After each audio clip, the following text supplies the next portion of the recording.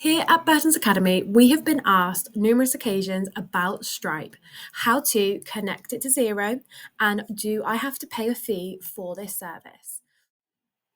So let's investigate this together and find out the answers.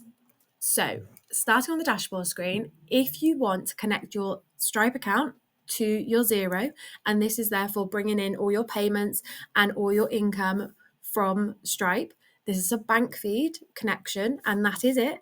That is a free service, and we can connect the bank account like a normal bank account into your Xero account.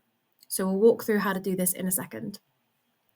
Then, if you're going to connect your Stripe account to your Xero account in the sense of you are using invoices and your clients are going to pay you through the invoices through Xero directly, there is a fee per transaction.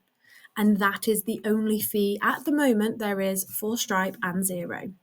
Setting up the connection for these payments to come in from Xero into Stripe is free, but when the client pays you through this service, there will be a fee per transaction. This is similar to Go Cardless and other accounts like that.